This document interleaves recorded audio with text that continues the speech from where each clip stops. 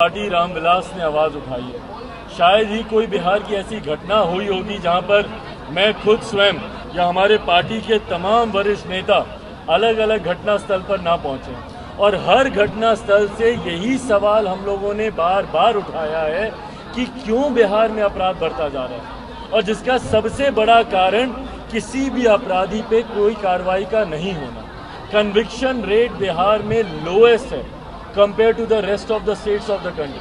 आप बाकी राज्यों में देखें कहीं पे 90%, 89%, 91%, 92%, डाउन साउथ चले जाएं 90% से ज़्यादा है। बिहार में आप देखें मात्र 6 से 7%, मतलब 100 अपराध होते हैं 6 या 7 लोगों को, उसमें अगर सज़ा मिली तो मिली, नहीं तो गिरफ्तारी करने के बाद सबूतों के अभाव में उनको भी छोड़ दिया जाता है। कोई एक ऐसी घटना मुझे बता दीजिए जो आप लोगों ने भी मीडिया के स्तर पर कवर की हो। रुपेश का मामला, एयरपोर्ट पे जो काम करते थे, मैं बार बार बोलता हूँ, कितने लोगों को सज़ा मिली, कितने लोगों पे कार्रवाई हुई। छोटी छोटी नाबालिग बच्चियों के साथ बलात्कार करके उनके शव को पानी में फेंक दिया जाता है, गला रेत कर हत्या कर दी जाती है। अनुसूचित जाति, जनजाति, पिछड़ा वर्ग से आने वाले, गरीब जाति से आने वाले लोगों के साथ जिस तरीके की प्रताड़नाएं होती हैं, कितने अपराधियों को सज़ा मिली। और जब तक आप अपराधी को सज़ा नहीं देंगे, भय आएगा ही नहीं। दिन दहाड़े घटनाएं घटती हैं बिहार में, दिन दहाड़े। तो ये गृह मंत्री जी की जिम्मेदारी मंत्री, और संजोग से वही हमारे मुख्यमंत्री भी हैं, उन्हीं की जिम्मेदारी बनती है कि भैया कम से कम कानून व्यवस्था को के साथ बलात्कार करके उनके शव को पानी में फेंक दिया जाता है, गला रेत कर हत्या कर दी जाती है। अनुसूचित जाति, जनजाति, पिछड़ा वर्ग से आने वाले, गरीब जाति से आने वाले लोगों के साथ जिस तरीके की प्रताड़नाएं होती हैं, कितने अपराधियों को सज़ा मिली। और जब तक आप अपराधी को सज़ा नहीं देंगे, भय आएगा ही नहीं। दिन दहाड़े घटनाएं घटती हैं बिहार में, दिन दहाड़े। तो ये गृह मंत्री जी की जिम्मेदारी मंत्री, और संजोग से वही हमारे मुख्यमंत्री भी हैं, उन्हीं की जिम्मेदारी बनती है कि भैया कम से कम कानून व्यवस्था को विकल्प बनकर आए थे ना आप जंगल राज का। 2005 में आप ही तो विकल्प बनकर आए थे, पर अगर आपके रहते हुए अगर 90 के दशक से ज़्यादा बुरे हालात आज की तारीख में हो रहे हैं, तो इसके जिम्मेदार भी आप ही हैं मुख्यमंत्री जी। बड़े 5 लोगों ने आत्महत्या कर लिया, और आप बिहार फर्स्ट का कॉल दे रहे हैं, तो कितना संभव होगा, क्योंकि आज नहीं आप सत्ता में और नहीं विपक्ष में। देखिए, मेरी सीमाएं हैं, मैं जानता हूं। सही बात आपने कही कि मेरे पास आज की तारीख में संभवतः वो ताकत, वो शक्ति नहीं है कि मैं हर किसी की मदद कर पाऊं, जो कि सरकार में रहकर कोई व्यक्ति संभवतः कर सकता हो। पर इससे ज़्यादा दुख की बात और नहीं हो सकती कि एक परिवार आत्मदाह कर ले सिर्फ आर्थिक संकट से, आर्थिक परेशानियों से परेशान होकर वो आत्मदाह कर ले। यही सवाल मैं बार बार मुख्यमंत्री जी से पूछता हूँ, और जब मैं बोलता हूँ कि 7 निश्चय पे मेरा विश्वास नहीं है, भैया नली गली बनाने से बिहार का विकास नहीं होगा। कि मैं हर किसी की मदद कर पाऊँ, जो कि सरकार में रहकर कोई व्यक्ति संभवतः कर सकता हो। पर इससे ज़्यादा दुख की बात और नहीं हो सकती कि एक परिवार आत्मदाह कर ले सिर्फ आर्थिक संकट से, आर्थिक परेशानियों से परेशान होकर वो आत्मदाह कर ले। यही सवाल मैं बार बार मुख्यमंत्री जी से पूछता हूँ, और जब मैं बोलता हूँ कि 7 निश्चय पे मेरा विश्वास नहीं है, भैया नली गली बनाने से बिहार का विकास नहीं होगा। हर घर में नल का जल, ये तो बेसिक ज़रूरतें हैं। ये आप नहीं भी कहेंगे तो आपको करनी चाहिए मुख्यमंत्री जी, क्योंकि ये बुनियादी ज़रूरतें हैं। पर आप मुझे बताइए कि इससे बढ़कर बिहार में आर्थिक हालात सुधरें, कौन सी आर्थिक नीति आपने बनाई? कौन सी आपकी आर्थिक नीति आज की तारीख में ऐसी है जो प्रति व्यक्ति आय को बढ़ाए? आज की तारीख में अगर आप देखेंगे और इतिहास आप खंगाल कर देखेंगे, प्रति व्यक्ति आय में गिरावट ही हुई है बढ़ने की बजाय। जो पैसा एक व्यक्ति महीने के अंत में अपने हाथ में लेकर जाता है, उसमें गिरावट होती जा रही है। और यही कारण है कि बिहार से पलायन निरंतरता में बढ़ता जा रहा है। आंकड़े दर्शाते हैं कि साल दर साल इस पलायन में वृद्धि हुई है। शिक्षा के लिए तो लोग जाते ही हैं, रोजगार के लिए लोग जाते हैं, क्यों? क्योंकि आर्थिक संभावनाएं नहीं है हमारे प्रदेश में। MNCs, IT sectors, single window clearances, निवेशकों को इन्वाइट करना, बंद पड़े कारखानों को खोलना, खाली पड़े रिक्त पदों को भरना, कोई ऐसा आर्थिक निर्णय राज्य सरकार के द्वारा अभी तक नहीं लिया गया जो आर्थिक परिस्थिति। और मैंने उस वक्त भारतीय जनता पार्टी से भी आग्रह किया था कि भैया आपको भी अपना एजेंडा डालना चाहिए गवर्नमेंट एजेंडे में। भाई महागठबंधन के समय 7 निश्चय बनाया गया था। 7 निश्चय एनडीए गठबंधन का गवर्नमेंट एजेंडा नहीं है। ये तब बना था जब जनता दल यूनाइटेड लालू जी के साथ मिलकर 2015 में जब ये लोग चुनाव लड़े थे और चुनाव जीते थे। मैं चाहता था कि एक गठबंधन धर्म की परंपरा रही है कि आप हमेशा साझा न्यूनतम कार्यक्रम आप बनाते हैं, कॉमन मिनिमम प्रोग्राम ड्राफ्ट किया जाता है जिसमें हर दल अपने प्रमुख एजेंडे को सरकारी एजेंडे का हिस्सा बनाती है। तो उसमें हम लोग चाहते थे कि भैया बिहार फर्स्ट बिहारी फर्स्ट को गवर्नमेंट एजेंडे का हिस्सा बनाया जाए, पर उसको जिस तरीके से सिरे से खारिज किया गया था उस वक्त 2020 विधानसभा चुनाव के वक्त, ये एक प्रमुख कारण था कि हम लोग गठबंधन से अलग हुए। तो आपने जो सवाल पूछा है कि मैं किसके करीब जाऊंगा, मेरे लिए ज़्यादा ज़रूरी है कि बिहार फर्स्ट बिहारी फर्स्ट के कौन करीब आता है, कौन इसको कॉमन मिनिमम प्रोग्राम में जोड़ने की बात करता है, सरकारी एजेंडा गवर्नमेंट एजेंडा बनाने की बात करता है, उसके साथ गठबंधन की चर्चा होगी। प्रशांत जी मेरे पुराने मित्रों में से एक हैं। मेरे उनसे संबंध व्यक्तिगत तौर पर बहुत अच्छे, बहुत मधुर रहे हैं। हमेशा उन्होंने भी बिहार के विकास की चिंता की है। जात पात धर्म मजहब से उठकर उन्होंने बिहारियों को एकजुट कर कर बिहार के गौरव, बिहार की अस्मिता, बिहार के सम्मान की लड़ाई लड़ने की उन्होंने बात की है। ये निर्णय उनके द्वारा भी हाल फिलहाल में लिया गया कि वो भी एक अलग अब दल बनाते हैं। कैसा करते हैं, फिलहाल तो वो एक बैनर तले वो यात्रा पर निकलने की वो बात कर रहे हैं। आने वाले दिनों में जैसा मैंने कहा कि उनका एजेंडा क्या है, मेरा तो स्पष्ट है, बिहार फर्स्ट बिहारी फर्स्ट, और वो जानते हैं इस एजेंडे को भी अच्छी तरीके से। उसको लेकर आने वाले समय में क्या बातचीत होती है नहीं होती है वो भविष्य के घर में है। फिलहाल मेरा ध्यान केंद्रित है अपने संगठन, इस सदस्यता अभियान और बिहार फर्स्ट बिहारी फर्स्ट को और मजबूत करने की। लगातार बिहार में इस तरह से अपराध बढ़ रहा है, क्या लगता है कि आपको? भाई मैं बिहार के बढ़ते अपराध को लेकर निरंतरता में लोक जनशक्ति पार्टी रामविलास ने आवाज़ उठाई है। शायद ही कोई बिहार की ऐसी घटना हुई होगी जहां पर मैं खुद स्वयं या हमारे पार्टी के तमाम वरिष्ठ नेता अलग अलग घटना स्थल पर ना पहुंचे, और हर घटना स्थल से यही सवाल हम लोगों ने बार बार उठाया है कि क्यों बिहार में अपराध बढ़ता जा रहा है, और जिसका सबसे बड़ा कारण किसी भी अपराधी पे कोई कार्रवाई का नहीं होना। कन्विक्शन रेट बिहार में लोएस्ट है compare to the rest of the states of the country. हाँ बिल्कुल कम सीटें मिल रही थी।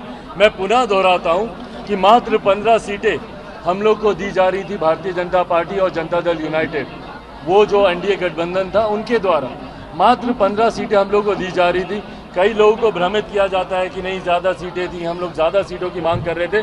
मैं पुनः डंके की चोट पे इस बात को कहता हूँ कि कोई व्यक्ति अगर इस बात को झुटलाए कि नहीं आपको 15 से ज़्यादा सीटें दी जा रही थी, तो यकीनन क्योंकि पार्टी के कई पदाधिकारियों ने पहले से मेहनत कर रखी थी, तो संख्या भी एक कारण था, पर संख्या से ज़्यादा बड़ा कारण हम लोग के सिद्धांत, हम लोग के विचार थे।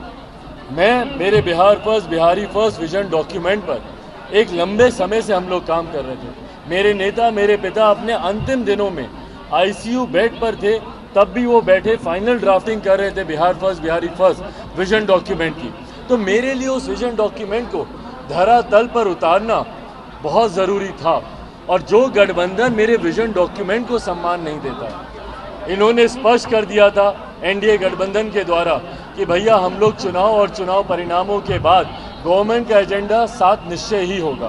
भाई मैं 7 निश्चय पे मैं विश्वास नहीं रखता, और मैंने उस वक्त भारतीय जनता पार्टी से भी आग्रह किया था कि भैया आपको भी अपना एजेंडा डालना चाहिए गवर्नमेंट एजेंडे में। भाई महागठबंधन के समय 7 निश्चय बनाया गया था। 7 निश्चय एनडीए गठबंधन का गवर्नमेंट एजेंडा नहीं है। ये तब बना था जब जनता दल यूनाइटेड लालू जी के साथ मिलकर 2015 में जब ये लोग चुनाव लड़े थे और चुनाव जीते थे। मैं इतने पदाधिकारी हैं इंक्लूडिंग बूथ कमेटी तक के सदस्य, जो पार्टी के अधिकृत पदाधिकारी हैं, हर प्रकोष्ठ के जितने भी पार्टी के विंग्स हैं, सारे फ्रंटल ऑर्गेनाइजेशंस के पदाधिकारी including the main body, booth तक के जितने भी पदाधिकारी हैं, पहले चरण में 1 महीने के भीतर उनको सदस्यता लेनी होगी, और उसके 2 महीने के भीतर हम लोग ये 50 लाख का लक्ष्य हम लोगों ने तय किया। आपने कहा कि आप पार्टी के नाम से बहुत खुश हैं, लोक जनशक्ति पार्टी रामविलास, लेकिन चुनाव चिन्ह जो हेलीकॉप्टर छाप मिला है आपको, उससे कितने संतुष्ट हैं? नहीं देखिए बिल्कुल हम लोग उससे भी हम लोग पूरी तरीके से संतुष्ट हैं। टेक्निकल कारणों की वजह से हम लोग अभी पूरी तरीके से अधिकृत नहीं है, हेलीकॉप्टर को बोलने के लिए, बट लोक जनशक्ति पार्टी रामविलास जो नाम हम लोग को मिला है वो नाम से पूरी तरीके से हम लोग सहमत हैं और हम लोग चाहते हैं कि इसी नाम के साथ लोक जनशक्ति पार्टी रामविलास आगे बढ़े। चुनाव की आपने बात की, किसके करीब रहेंगे पंजाब के चुनाव में? किसके करीब रहेंगे सर? भाई हम किसके करीब रहेंगे उससे ज़्यादा महत्वपूर्ण है कि बिहार फर्स्ट, बिहारी फर्स्ट के कौन करीब है। पिछले विधानसभा के चुनाव में भी बार बार इस बात को कहा जाता है कि भैया सीटों की संख्या को लेकर बात नहीं बनी, कम सीटें मिल रही थी। हाँ बिल्कुल कम सीटें मिल रही थी। मैं पुनः दोहराता हूँ कि मात्र 15 सीटें हम लोग को दी जा रही थी भारतीय जनता पार्टी और जनता दल यूनाइटेड, वो जो एनडीए गठबंधन था उनके द्वारा मात्र 15 सीटें हम लोग को दी जा रही थी। कई लोगों को भ्रमित किया जाता है कि नहीं ज़्यादा सीटें थी, हम लोग ज़्यादा सीटों की मांग कर रहे थे। मैं पुनः डंके की चोट पे इस बात को स्वास्थ्य विभाग के द्वारा बड़े बड़े दावे किए जा रहे हैं, क्या लगता है ये दावे जमीनी स्तर पर नजर आ रहे हैं? भ्रष्टाचार आज की तारीख में बिहार में चरम सीमा पर है। शायद ही बिहार का कोई ऐसा गांव होगा जहां पर बिना घूस दिए कोई काम होता हो। आप जाइए आम बिहारी से जाकर पूछे कि क्या कोई काम तुम्हारा बिना घूस दिए होता है, खुलकर जवाब मिलेगा नहीं।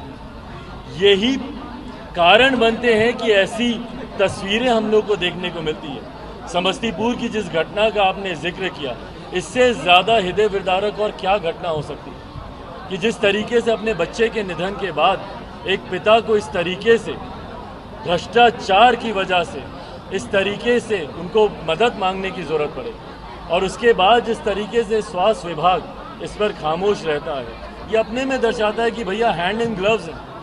अधिकारी हो, शासन प्रशासन हो, अगर संरक्षण नहीं हो शासन का, प्रशासन का, तो ना भ्रष्टाचार बढ़ेगा ना अपराध बढ़ेगा। अगर किसी प्रदेश में भ्रष्टाचार और अपराध बढ़ता है तो उसको कहीं ना कहीं संरक्षण प्राप्त होता है शासन तंत्र का, प्रशासन तंत्र का। दलों के बीच में क्या सहमति बनती है, नहीं बनती है, तो तमाम अभी ऐसे पड़ाव हैं। देखिए, जब आपके दिल नहीं मिलते हैं, जब आपके विचार नहीं मिलते हैं और सिर्फ सत्ता का सुख पाने के लिए अगर दो लोग मजबूरन आपस में बंधे रहें तो ज़्यादा लंबे समय वो बंधन चलता नहीं है, वो रस्सी टूटेगी ही। उसका परिणाम होगा कि बिहार में विधानसभा के मध्यवर्ती चुनाव होंगे, जिसकी तैयारी आज से लोक जनशक्ति पार्टी रामविलास ने औपचारिक तौर पर भी शुरू कर दी है। संगठन को बनाने की हम लोग बार बार बात कर रहे हैं। तमाम पदाधिकारी आज आजीवन सदस्य बनकर एक नए स्वरूप में हम लोग लोक जनशक्ति पार्टी को, और टेक्निकली करेक्ट स्वरूप में, क्योंकि पार्टी का नया नाम हम लोग को मिला है, उस स्वरूप में हम लोग संगठन को और मजबूत बूथ तक पहुंचाने का हम लोग काम कर रहे हैं। उस दिशा में ये कदम उठाया गया। चुनाव की तैयारी नहीं है, ये 2024 से पहले बिहार प्रदेश में होने वाले मध्यवर्ती चुनाव की तैयारी है। मैंने बार बार इस बात को कहा है कि मौजूदा गठबंधन अपना कार्यकाल पूरा करे, ऐसा लगता नहीं है, और परिणाम स्वरूप बिहार में जल्द मध्यवर्ती चुनाव होंगे। कल भी कुछ पत्रकार साथियों ने मुझसे सवाल किया था और उस वक्त भी मैंने इस बात का जवाब दिया था कि ये चुनाव से पहले की, ये तूफान से पहले की खामोशी है। अगर किसी को लग रहा है कि भैया गठबंधन में सब ठीक हो गया, अभी पड़ाव दर पड़ाव गठबंधन मौजूदा सरकार के जो दोनों घटक दल हैं, भारतीय जनता पार्टी और जनता दल यूनाइटेड, अभी कई ऐसे पड़ाव हैं जहां पर उनका मतभेद खुलकर सामने आएगा। जातीय जनगणना पर भले एक पक्ष में सब दिखने का प्रयास कर रहे हैं, पर उनके जब विभिन्न खंडों पर जब चर्चा होगी उसमें मतभेद सामने आएंगे। जनसंख्या नियंत्रण कानून के वक्त आप देखेंगे विरोधाभास खुलकर सामने आएगा। सीए एनआरसी को लेकर इन लोगों के मतभेद खुलकर सामने आएंगे। राष्ट्रपति चुनाव अभी होने वाले हैं, चुनाव आयोग संभवतः जल्द उसकी भी अधिसूचना हम लोग के समक्ष आएगी। उसको लेकर दोनों गठबंधन के घटक दलों के बीच में क्या सहमति बनती है, नहीं बनती है, तो तमाम अभी ऐसे पड़ाव हैं। देखिए, जब आपके दिल नहीं मिलते हैं, जब आपके विचार नहीं मिलते हैं और सिर्फ सत्ता का सुख पाने के लिए अगर दो लोग मजबूरन आपस में। अगर आपको हमारा वीडियो पसंद आया हो तो इसे लाइक करें, सब्सक्राइब करें और साथ ही बेल आइकन दबाना ना भूलें।